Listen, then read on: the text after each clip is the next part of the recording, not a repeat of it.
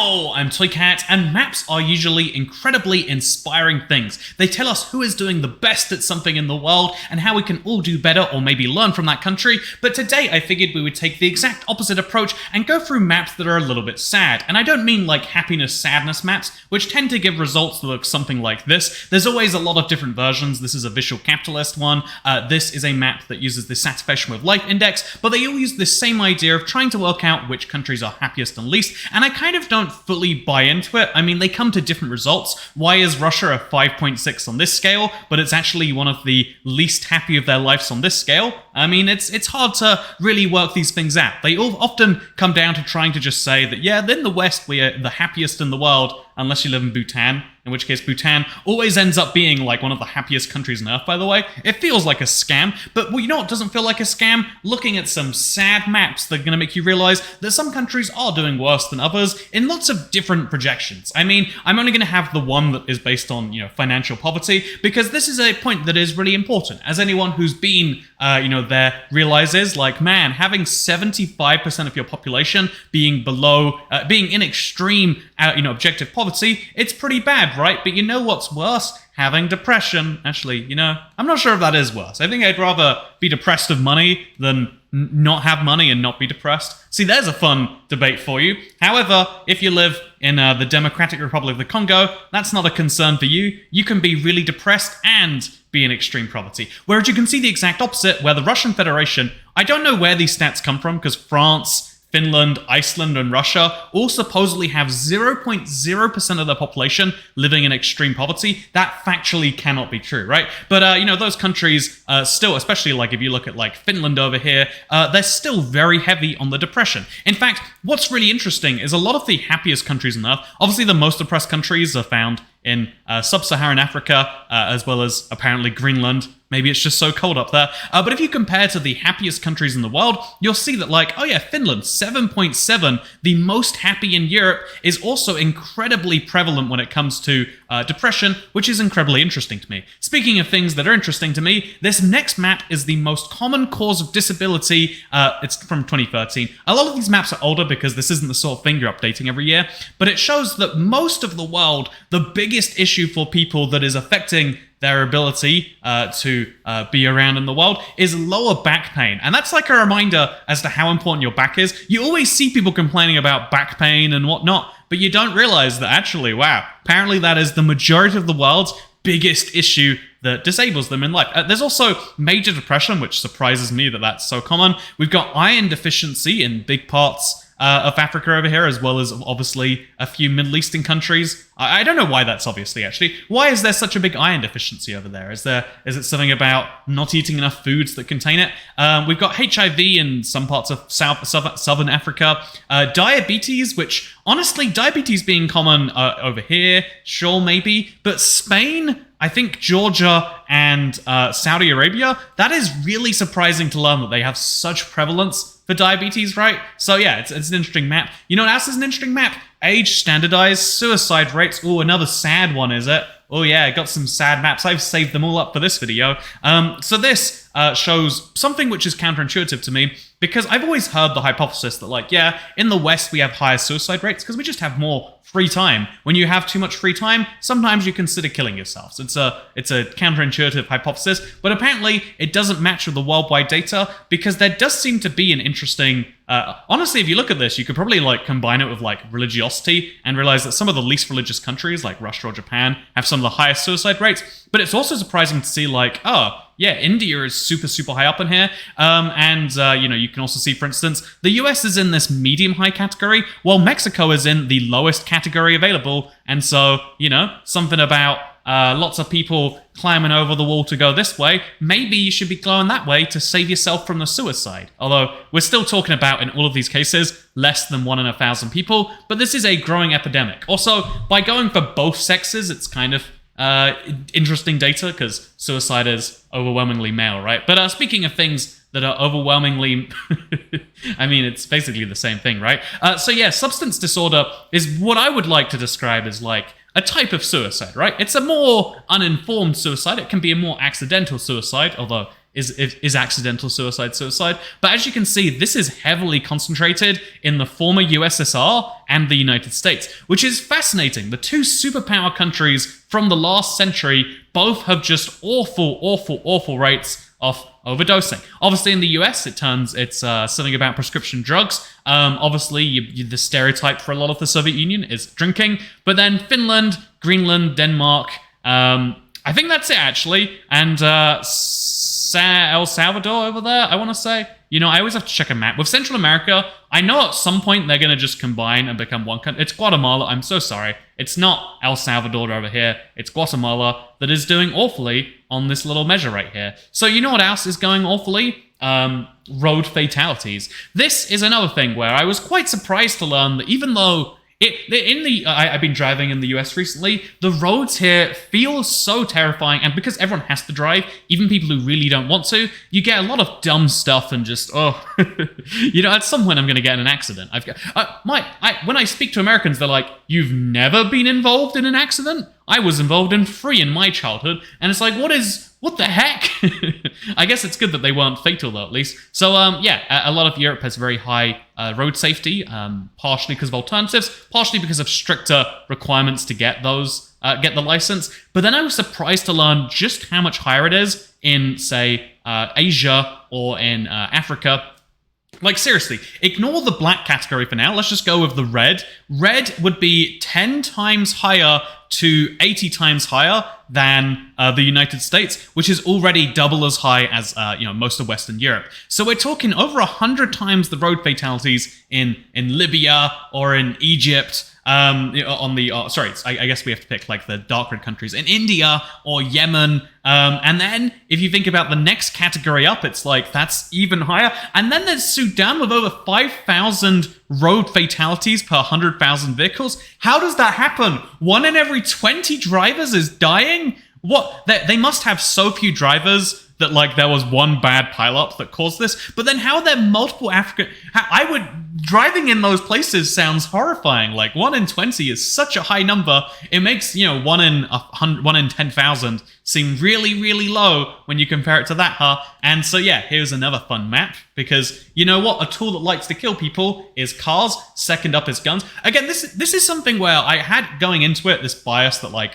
we hear so much about US and mass shootings and all that stuff, but were they the highest in the world? I guess they'd probably be up there. And as it turns out, in some states they are almost up there. I mean, not in the Dakotas. You can be safe from gun violence up there. But as you can see, like the US is doing surprisingly well compared to Mexico, compared to Brazil, and they're about on par with South Africa, I guess also Afghanistan and the Philippines, which is surprising. Again, you never hear about gun violence in these countries. It's a reminder that you hear so much about gun violence in the US, which, is probably part of the thing fueling the issue, if we're being honest, right? But that's a discussion for another time. Speaking of discussions for another time, here is the top cancer per country. I sometimes think to myself, isn't it good that I don't... Like, you know how when you're sick, you don't appreciate fully what it was like to not be sick? You should be more appreciative of the fact that you don't have cancer. In the case of the US, Canada, and Northern Europe, it is lung cancer, the one that you would be most likely to have. If you live in most of the rest of the world, it's breast. But the weird ones is that there's esophagus cancer over here in Bangladesh, which is a weird one. We got a few countries which are on stomach cancer. What are they eating over there? You got to tell me. It sounds not so good for you. But we've also got obviously got to mention that, like, okay, so as you can see, fun little Western Sahara not shown on this map for some reason, and also liver cancer being the most common cause of cancer in Egypt, which, if I'm not mistaken, is a dry country. Am I wrong about that? So I think there's a lot of people who maybe going into it a little bit too heavy. Also in Thailand and in Cambodia. So yeah, very, very odd. I wonder what causes liver cancer so commonly there, or why it's colorectal cancer in Spain. Spain has diabetes and they have colorectal cancer. Come on, Spanish people, you need to up your diet quality. That is the thing you should take away from this video. If not, perhaps you should take away from this video that the leading cause of lost years of life in 2013, I'm sorry for the old data. 2013 doesn't feel like it's that long ago, but I guess it kind of is, huh? As you can see, heart disease is huge. It's still, like, we really underestimate heart disease, partially because it's like, what are we going to do about it? But partially just because, like, it is the big killer, unless you're in some parts of Africa, in which case it might be HIV, AIDS, or malaria, preterm birth. In China, it is stroke, and sadly, this is depressing, but there is still a country where it's war. Do you know why? There's a lot of war deaths happening in Syria. Could you let me know in the comments if there's a good reason why? I just can't work it out. There's got to be a good one, right? Also, sadly, actually, you know what? That at least there's only one country where war is the majority of deaths. Diarrhea being the biggest cause of death is a concerning one for Somalia and for your boy Dr. Congo over here. But you know what? Besides those places, everyone's doing great. Everything is wonderful besides heart disease. Or, oh, what is that? We got another stroke country? Yeah, we got strokes in Portugal. I mean, it's hot there. I'm just going to blame it on heat. It's definitely nothing besides heat. So, same with Japan and Indonesia, weirdly enough. It actually might be heat that is the common thing between these countries, right? Northern Macedonia as well. That is fascinating. Just like how it's fascinating. Sorry, this map is super outdated. This map is current. This is Kayak's current travel restriction map. There are still countries. It is the year 2022. There are still places, both China's.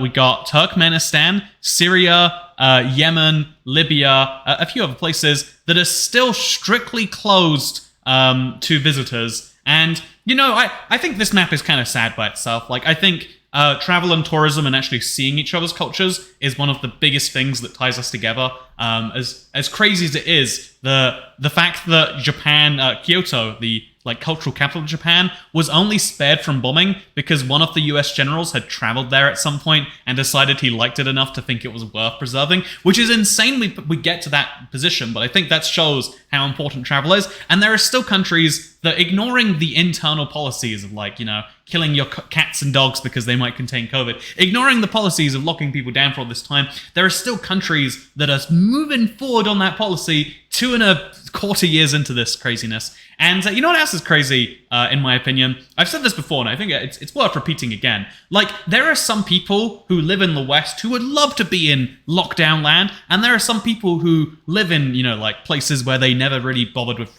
restrictions, like in, you know, Florida, for instance, who would love to be in a, you know, like, there are people who would love to be in each other's places, and it's just a reminder that we live in countries that are primarily based on our, like, ethnic makeup, when really we should be based in countries that based on our, you know, like, on our how we would like a country to be run makeup. Because the fact that we had that huge split and every, you know, like, I used to like living in a liberal democracy because the point was we all choose what we do. But, you know, there are some crazy situations, some of it's war, some of it's what's happening here, that cause us to all say, actually, no, we don't choose. We don't get to choose for ourselves what we do. Someone chooses for us, and then we just hope that they choose the right way. And that is scary. That it's apparently only a pandemic or a war, but those are things that come around every now and then. As if you do you need me to remind you what's going on in? Oh wait, I think it's this one, right? Do you need me to remind me what's happening in Yemen over there? This is you know what? Oh, sorry, it's Syria. I'm surprised it's not in Yemen. Actually, there's still too many preterm births happening. In you know, preterm birth is a little bit of a sneaky one. You know, I'm not going to count that. Vox. Speaking of things I'm not going to count, this next map, maternal mortality. Wow, isn't this depressing too? And what's even more depressing is most of the maternal mortality happens in the countries where most of the population growth is due to occur. This is currently Asia and Africa, yellow and black. And this is going to be you know, Asia and Africa in the year 2050. Wow, is Africa going to grow by population a lot? Yes, it is. Wow, it sure is good that that's a lot of people who are going to die giving birth. Maybe not even giving births that they necessarily want. Speaking of things I don't necessarily want, this is an interesting map that is sad in a different way, because we live in a world where debt is required basically to make certain big organizations function. And so the higher a risk you are at defaulting of debt, the more interest you have to pay on that debt. And so the higher risk you'll have of defaulting on the debt. And it's like a death spiral. And we can say that Russia brought this on themselves, right? Like, I'm not feeling bad for Russia. But the fact that, like, you know, Argentina or Ukraine, I'm surprised to see that there is a even a chance that Poland defaults on its debt. But you can see like Afghanistan or Venezuela is not that surprising. There's a lot of countries who are surprisingly high risk of defaulting on their debt, which makes it really expensive for them to borrow, which makes it really hard for them to get like on a fiscal track where they could, it's one of those like self-fulfilling issues that causes some countries to maybe be just a little bit more depressed. Just be a little bit more depressed. There we go. Actually, Russia, high risk of default, not a high risk of depression. They're gonna substance abuse their way out of problems. But this was a video all about sad maps.